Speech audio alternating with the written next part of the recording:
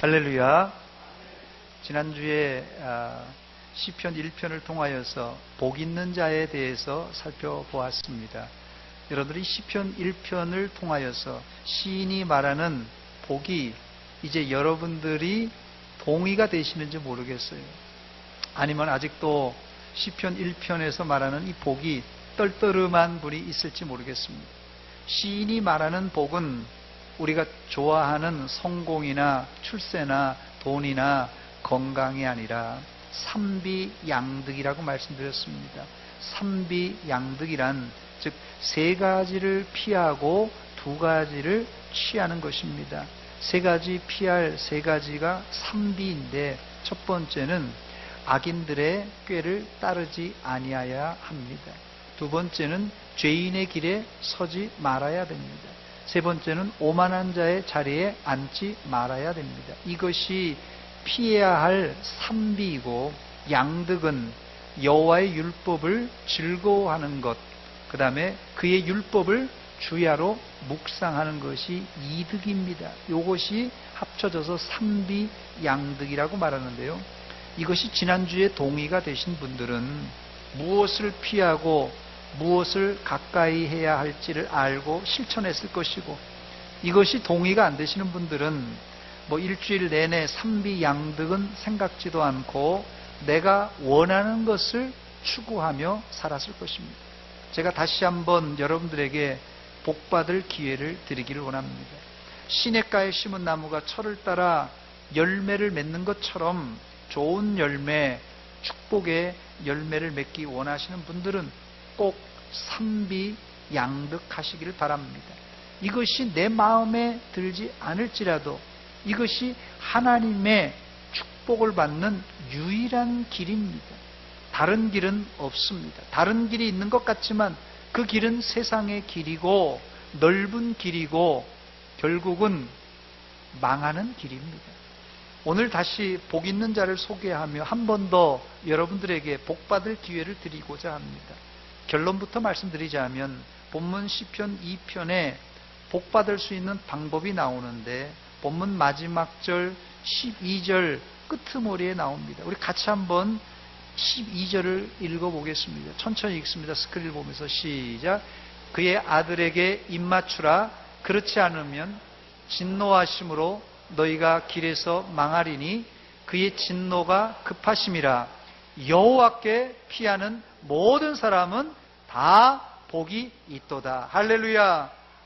마지막 끄트머리에 시인은 시의 결론을 내리면서 여호와께 피하는 모든 사람은 다 복이 있도다 선포합니다. 1편엔 복 있는 자를 제일 전면에 내세웠는데 2편은 제일 마지막 부분에 기록하고 있습니다. 통상 시편 1편과 2편은 시편이 총 150편으로 구성되어 있는데 이 150편의 서론격인 시편이다 이렇게 말합니다. 1편과 2편이요. 자, 그래서 시편 서론인 1편과 2편의 구조를 우리가 잘 알아보면 전체 150편의 이 시의 구조를 알 수 있다는 말입니다. 그런데 이 시편 150편은 첫 시작을 어떻게 합니까? 복 있는 사람은 복 있는 자라고 시작해서 마지막 2편 마지막에도 복 있는 자로 끝나는 구조를 가지고 있습니다. 이게 총 시편 150편의 전체 구조라고 생각하면 됩니다. 1편의 시작이 복 있는 자로 시작해서 2편의 마지막이 복 있는 자로 끝나니까 여러분 마음이 어떻습니까? 야, 좋다. 성도란 시작도 복이고 끄트머리도 복으로 끝나는 사람이다. 신앙생활 잘하면 복 받겠구나. 이렇게 생각하십니까? 이렇게 단순하게 생각하는 사람은 하나님의 의도를 모르고 또 인생이 아직까지 어떤 것인지 잘 모르는 사람입니다. 첫 번째로 시편 1편의 복 있는 자와 시편 2편 마지막 복 있는 자 사이에는 우리가 감당하지 못할 음모가, 악인들의 음모가 담겨져 있습니다. 그 엄청난 음모가 무엇입니까? 시편 1편에는 세 가지 요약하자면 악인들의 꾀, 죄인들의 길, 오만한 자의 자리입니다. 사실 시편 1편에 악인들의 꾀와 이 죄인들의 길과 오만한 자들의 자리라는 것이 좀 추상적인 면이 있습니다. 이 시라서 좀 추상적인 구절로 이렇게 요약했습니다. 그런데 2편에는 그 추상적인 구절이 아주 구체적으로 악인들의 음모를 설명합니다. 본문 1절로 3절까지의 내용이 그 내용입니다. 어찌하여 이방 나라들이 분노하며 민족들이 헛된 일을 꾸미는가? 세상에 군왕들이 나서며 관원들이 서로 꾀하여 여호와와 그의 기름 부음 받은 자를 대적하여 우리가 그들의 맨 것을 끊고 그의 결박을 벗어버리자 하는도다 했습니다. 1편에서 말하는 추상적인 악인들의 꾀, 또 죄인들의 길, 그리고 오만한 자의 자리라는 그런 의미를 2편에서는 구체적으로 이방 나라들의 분노와 이방 나라들의 헛된 일과 그리고 하나님께서 메어놓은 결박을 벗어버리는 행동으로 기록되어 있습니다. 또 세상의 군왕들, 고위 관직자들이 복 있는 자를 핍박하고 고난을 주고 있는데, 이런 도전은 단순히 악인이 의인을 핍박하고 의인에게 선전포고하는 정도가 아니라 여호와 하나님과 또 그의 기름 부음 받은 자를 대적하는 하나의 도전입니다. 신에 대한 도전입니다. 이방 나라들의 분노와 헛된 일은 구체적으로 하나님이 메어놓은 것을 끊어버리고 벗어버리겠다는 시도입니다. 이런 시도는 특별한 시도가 아니라 아담과 하와 이후에 죄지은 인간들의 본연의 모습이 그겁니다. 여러분, 아담과 하와가 선악과를 따먹은 것이 단순히 야 보기 좋다, 먹음직하다 이래서 호기심에서 따먹은 것이 아닙니다. 그들의 범죄는 하나님을 향한 적극적인 반역이었고, 하나님이 세우신 질서를 파괴하고 자신들이 하나님과 같이 되려고 했던 교만이었어요. 이런 일은 아담 하와로 끝나지 않고 노아 시대의 음란과 타락으로 이어졌고, 더 나아가서는 바벨탑 사건으로 이어집니다. 죄는 중독성이 있어서 처음 지을 때는 아담과 하와가 어떻게 했습니까? 선악과를 따먹고 하나님이 나타나자 부끄러워서 숨었어요. 그리고 가리었습니다. 부끄러워서 가리고 숨었지만은 죄 지은 이후부터는 부끄러움이 없어지고 두 번째, 세 번째 질 때는 죄를 아주 담대하게 짓고 있어요. 그래서 노아 시대에는 죄를 짓지만 전혀 부끄러울 줄 모르고 대놓고 죄를 지었습니다. 결국 하나님은 그들을 물로 심판하셨습니다. 물 심판 이후 인간이 심판받았으니까 정신 차렸겠지, 혹시나 했는데 어떻게 해요? 역시나였어요. 의인 노아의 가정에조차도 죄의 독버섯은 퍼져나갔습니다. 결국 노아 홍수 이후 인간은 하나님과 다시 한번 대적하게 되는데, 그게 뭐라고요? 이 바벨탑을 쌓는 사건입니다. 바벨탑은 인간이 좋은 경치를 구경하기 위해서 높은 전망대를 쌓은 것이 아닙니다.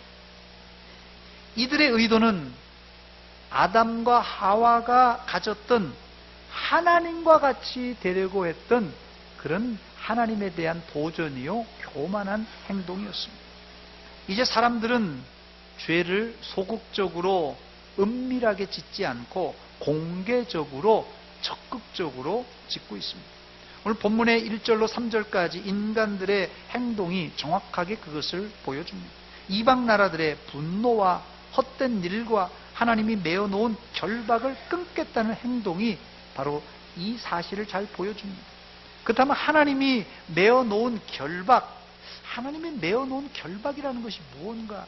이 하나님이 왜 인간들에게 이런 결박을 하셨는가 생각할 수 있는데요. 하나님이 메어놓은 결박은 70인역에 보면은 멍해라고 이렇게 해석해 놓고 있습니다. 결박이라는 의미가 멍해예요. 멍해가 뭡니까? 뭐 어린 친구들은 잘 모를지 모르는데 멍에라면 예전에 시골에 지게라고 생각하면 됩니다. 지게는 무거운 이 짐을 수월하게 나르기 위한 도구입니다. 그러므로 우리가 지게가 무겁다고 이거 지게가 귀찮다고 지게를 벗어내 던져버리면 짐을 나르는데 힘이 더 들 수밖에 없습니다. 그러므로 하나님이 우리에게 씌워주신 이 멍에, 이 지게는 절대 벗어 던져서는 안 됩니다. 그래서 마틴 루터라는 사람은 하나님의 속박을 심지어는 행복이라고 고백했습니다. 나는 성경의 매역보, 내 양심은 하나님의 말씀에 포로가 되었다. 이 성경에 매여 있고 포로가 되었다는 것이 뭐가 좋습니까? 그런데 이 말을 즐겨 썼다고 그래요. 즉 하나님은 우리를 말씀의 끈으로 우리를 매고 있고 은혜의 멍에를 우리 등에 씌워 주셨습니다. 우리는 이것은 우리를 속박하고 올가매려는 것이 아니라 오히려 자유와 행복을 주시기 위한 하나님의 은혜의 선물입니다, 여러분. 그러나 죄악에 가득 찬 인간들은 하나님의 속박과 멍에를 참지 못하고 끊어버리고 벗어버리려고 애를 씁니다. 이건 무지해서 그런 것입니다. 인간이 가장 행복할 때가 언제입니까? 여러분이 가장 행복할 때가 언제인 줄 아세요? 하나님의 말씀 안에 거하고 하나님의 통치 영역 안에 살 때, 그때가 제일 행복한 줄 믿으시기 바랍니다. 탕자는 이런 구속이 싫었어요. 아버지 집이라는 것이 답답했어요. 아버지가 답답했고 아버지 집이 꽉 막혀 있는 것 같았어요. 그래서 이 속박을 끊어버리려고 싫어서 아버지 집을 싫어서 밖으로 나갔다가 어떻게 됐습니까? 죄와 함께 더불어서 애들 말로 개고생하다가 다시 그 집으로 돌아온 것입니다. 지금 이 시간 우리는 예배라는 시간에 매여 있는 존재들입니다. 그 예배 드리기 때문에 우리 예배라는 시간 안에 우리가 지금 매여 있습니다. 만약에 예수 안 믿는 사람이라면, 만약에 오늘 교회 안 왔다면 지금 우리가 거실에 누워서 리모컨으로 TV 보고 있을 거 아닙니까? 이런 사람은 예배라는 속박에서 자유로워요. 난 자유다. 거실에서 누워서 TV 보고 있으면요. 감사하게도 여러분들은 인간들이 추구하는 자유를 거부하고 하나님의 법의 속박 안에 들어오셨습니다. 이 시간 딱딱한 의자에 앉아있는 것이 그게 뭔지 아세요? 그게 자유요, 그게 행복인 줄 믿으시기 바랍니다. 시편 1편이 악인들의 개인적인 일탈을 다룬 시라면 시편 2편은 국가적인 악행을 보여주는 시입니다. 이 말은, 이 말세에는 사람들이 미쳐도 단체로 미쳐서 단체로 하나님을 대적한다는 말입니다. 다시 본문 1절 2절입니다. 어찌하여 이방 나라들이 분노하며 민족들이 헛된 일을 꾸미는가? 세상의 군왕들이 나서며 관원들이 서로 꾀하여 여호와와 그의 기름 부음 받은 자를 대적하며 그랬어요. 과거 독일 나치가 말이에요, 국가적으로 미쳤어요. 이 나치 독일은 국가적으로 미쳐서 하나님을 정면으로 대적했는데, 뭐 과거는 그렇다고 할지라도 지금은 어떻습니까? 미국을 비롯한 모든 서방 나라가 하나님을 이 집단적으로 대적하고 있습니다. 공공연하게 동성 결혼을 합법화시키고, 미국 같은 나라도 이제는요, 이 기독교 국가가 아닙니다. 공공장소에서 예배드리거나 기도하는 것을 금지하는 법을 지금 계속 입법하고 있어요. 참 이게 문제입니다. 이제 개인이 미치는 게 아니라 집단적으로 미치고 민족적으로 미치고 국가적으로 미치는 시대예요. 지금 우리 예수 믿는 사람이 정신 차려야 됩니다. 대한민국 한민족 자랑스럽다. 정신 차려야 됩니다. 집단적으로 미칠 수 있다는 거예요. 두 번째, 이렇게 인간이 집단적으로 하나님을 대적할 때 하나님은 어떻게 반응하십니까? 하나님은 두 가지로 반응하시는데, 첫째는 소극적으로, 둘째는 적극적으로 반응하십니다.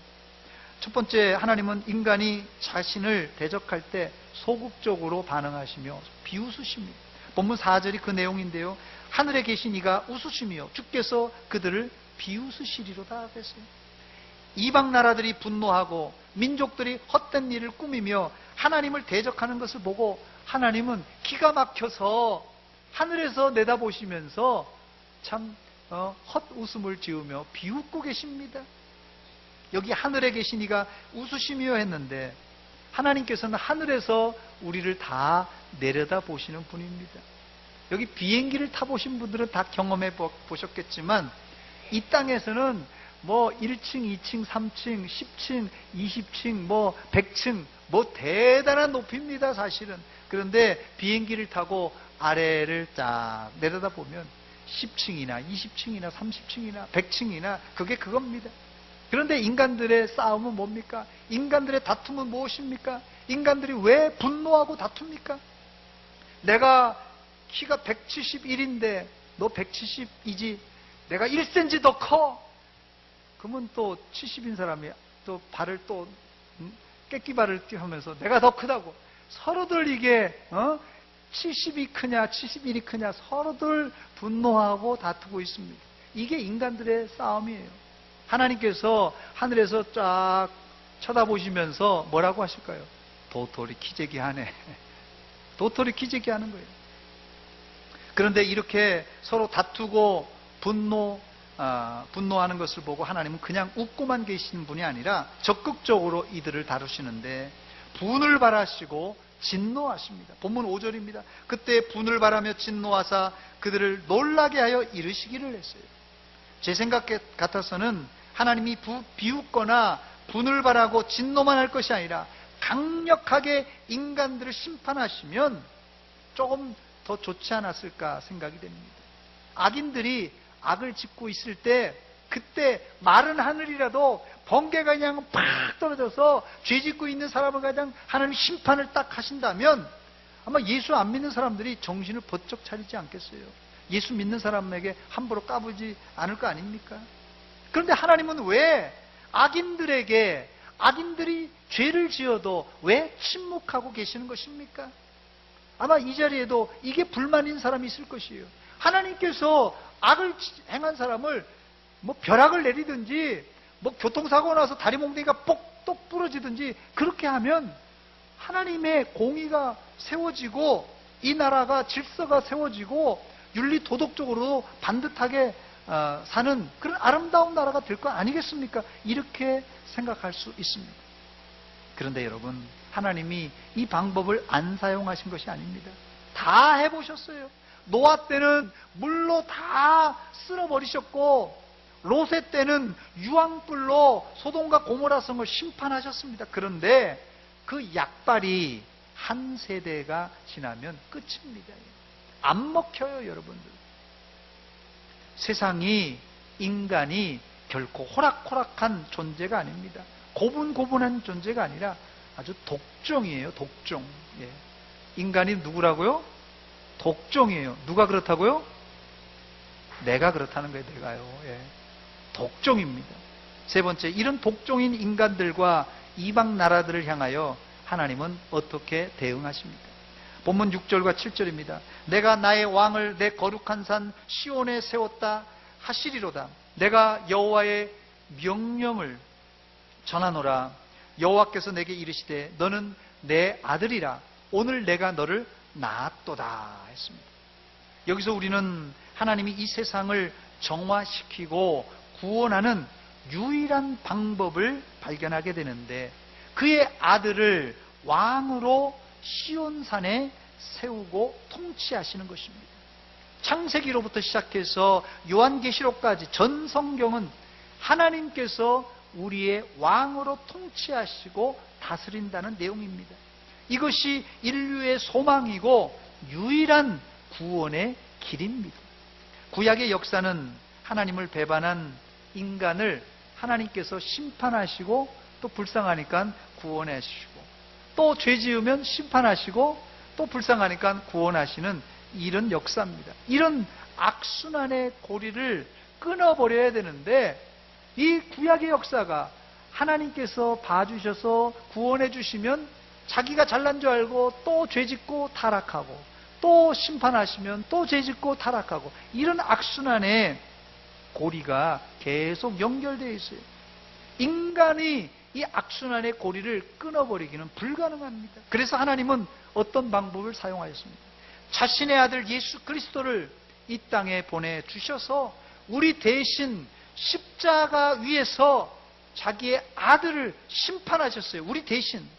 결국 우리는 그 십자가에 달려 죽으신, 부활하신 예수님을 믿을 때 구원을 받고 타락과 심판의 악순환을 끊을 수 있는 것입니다.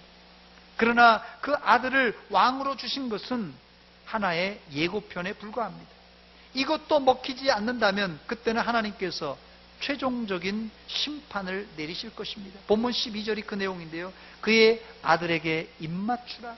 그렇지 아니하면 진노하심으로 너희가 길에서 망하리니, 그의 진노가 급하심이라 그랬어요. 하나님이 심판하실 줄 몰라서 안 하시는 것이 아니라 한 사람이라도 구원하시고 한 사람이라도 돌아오기를 기다려서 그 사람에게 기회를 주시려고 1000년 동안, 아니 2000년 동안 기다려 주신 것입니다. 망하기 전에 돌아와 하나님께, 예수님께 입맞추라고 주님은 기다리고 계십니다. 마지막 네 번째, 이제 우리가 해야 될 일은 명명백백해졌습니다. 하나님만 전적으로 신뢰하고 그 아들 예수 그리스도를 잘 믿는 길밖에 없습니다. 다른 길은 없어요. 하나님만 전적으로 신뢰하고 믿는 길밖에 우리가 사는 길이 없습니다. 첫 번째로 하나님을 신뢰하고 그 아들을 잘 믿는 가장 좋은 방법은 하나님께 기도드리는 일이에요. 여러분, 하나님께 기도하는 일이 얼마나 나약하게 보입니까? 예배당에서 눈물 찔찔 흘리면서 기도하는 게 이 세상 사람들이 보면 얼마나 나약하게 보입니까? 그러나 세상 사람들이 나약하게 보일지라도 이 기도에 힘이 있습니다. 그 이유는 내 힘으로는 부족하니 하나님께서, 전능한 하나님께서 나를 도와주십시오 하는 게 기도예요. 그렇기 때문에 기도가, 그 행태는 나약하지만 기도의 능력은 전능하신 하나님의 능력을 덧입는 일입니다. 그래서 기도가 강력한 것입니다. 그래서 기도하는 사람은 내 힘으로 살려고 하는 사람이 아니라 하나님의 능력을 끌어와서 그 능력으로 살겠다는 그런 신앙의 고백입니다.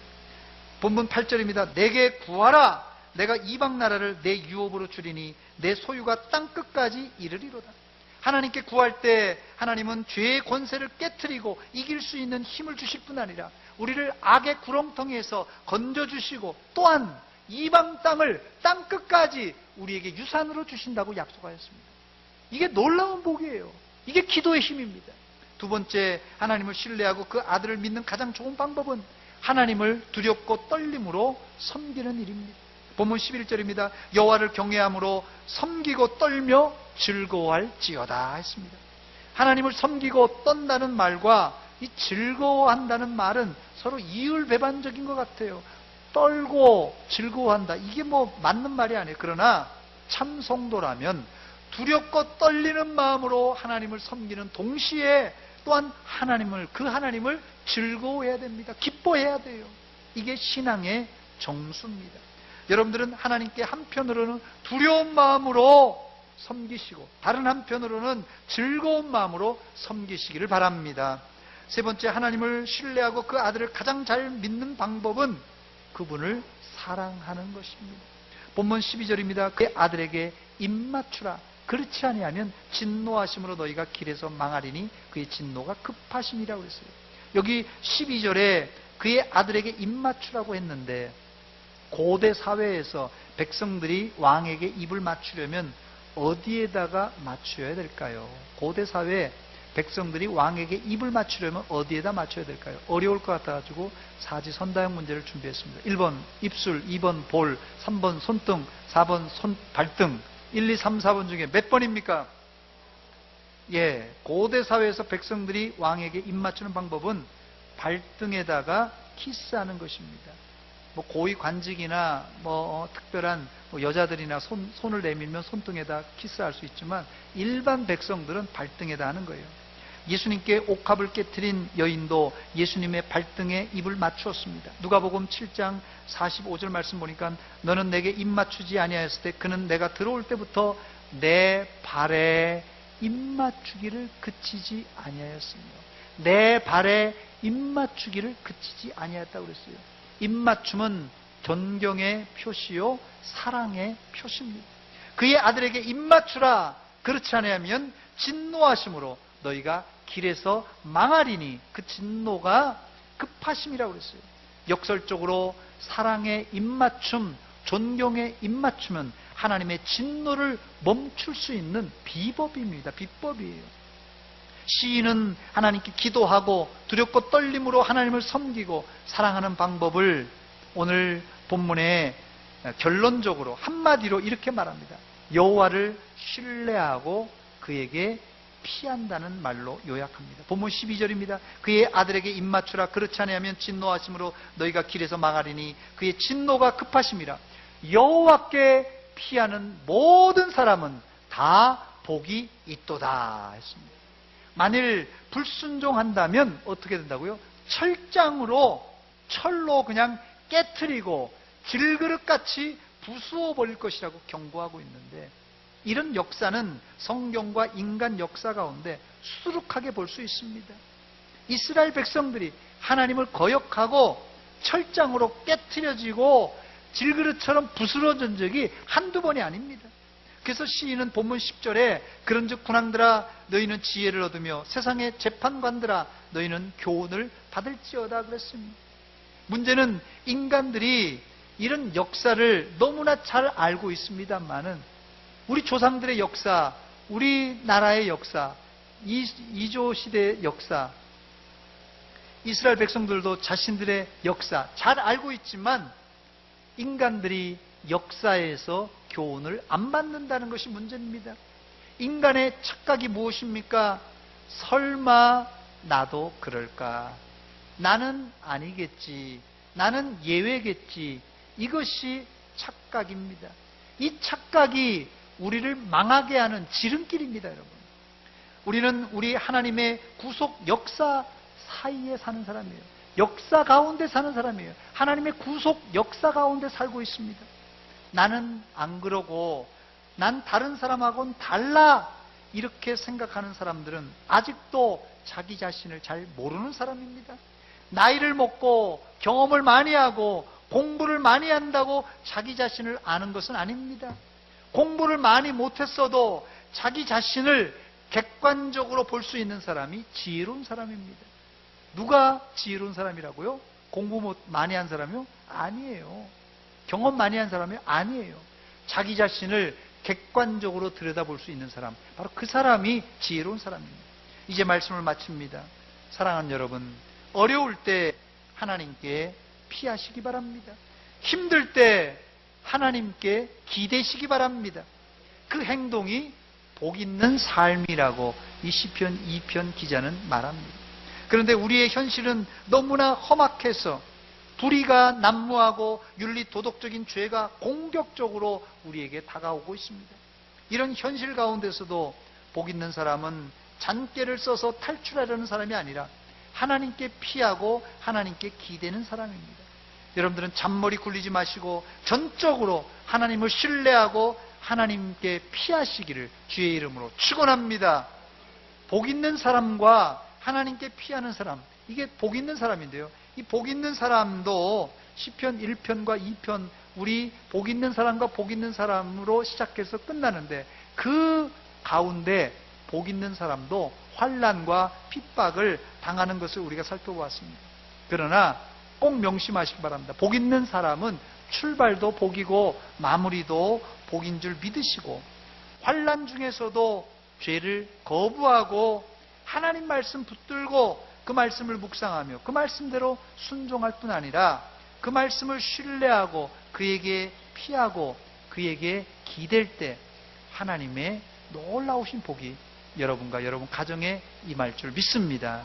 같이 기도하겠습니다.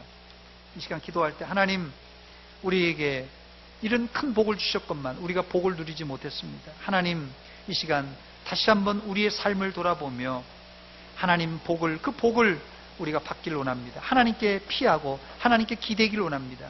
하나님, 우리의 환난과 힘든 가운데서도 우리를 도와주시옵소서. 한 목소리를 같이 기도하겠습니다.